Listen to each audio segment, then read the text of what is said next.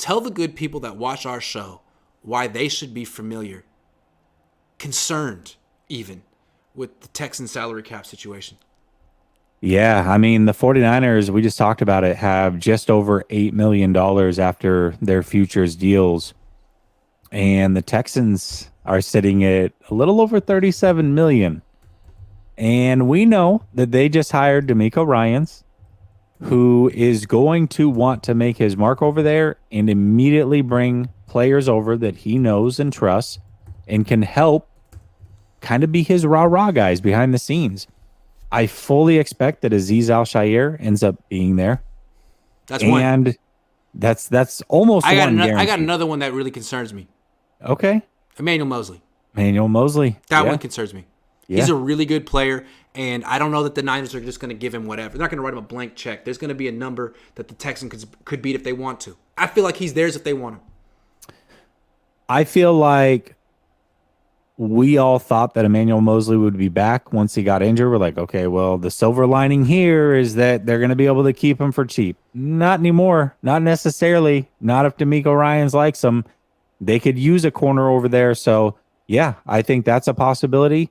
Jimmy Ward could be a possibility. I think there's a lot of possibilities. Some of these depth pieces that we think we might be able to get back for cheap might end up going there for a couple extra $100,000. No taxes in Texas. So, yeah, this is a team much like we saw with Miami, who was he's taking it off.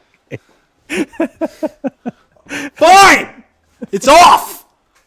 God, I like that sweater. I'm sorry. I got bullied into taking off the sweater. Yeah, you did.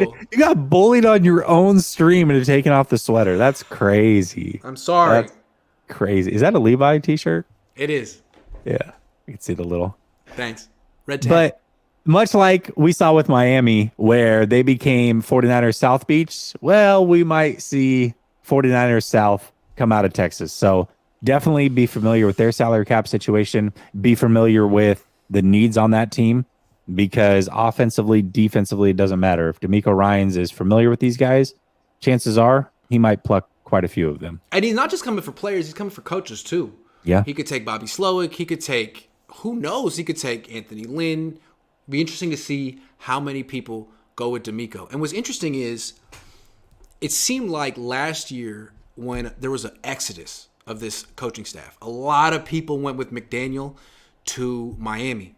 And was it because they believed in McDaniel, or was it because they were a little unsure of the new direction the Niners were going with the quarterback who hadn't played in a couple of years? I don't know. But it's interesting, like, there's been no more clarity on that subject. And now you could argue, again, that the Niners have even more questions at quarterback this year than last year. So how many people are going to jump ship amidst uncertainty and go to Houston? Because they have the first pick in the draft. They could sign Jimmy. They could draft Bryce. They could do whatever the hell they want. It'd be interesting to see. Yeah. Yeah. Second pick. What are they going to do? Are they going to sign Jimmy? Are they going to do what Kyle did and not take a quarterback and be like, we're going to take Solomon Thomas? I hope not. They got to take a quarterback. They got to take a quarterback. They got to. Why would you not? What do you have to? What do you have to lose?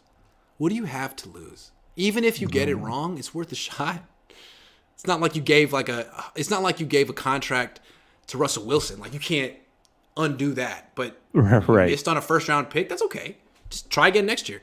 Like the Cardinals, they missed on Rosen. Well, they didn't really get it right on Kyler either. But they weren't afraid to move on. Did you see my list of all the quarterbacks drafted in round one last 10 years who had fewer than 900 throws? I know Trey lands on that list. I think I replied with a Johnny Manziel money sign. It just seems like if you want to avoid a lot of busts, maybe don't do that in the future. This is why I'm saying Anthony Richardson in round 2. Yeah. In round 1, man, that's scary. That's risky. Will Levis falls under that category too, doesn't he? Yeah, and he's like 24. No, thank you. I would much rather gamble on Anthony Richardson and that athleticism. Was he 21? Than Will Levis, like that, who finally emerged at 23 in college football. Get out of here. Yeah. Emerged. He wasn't even that good at Kentucky. Right. But what do I know?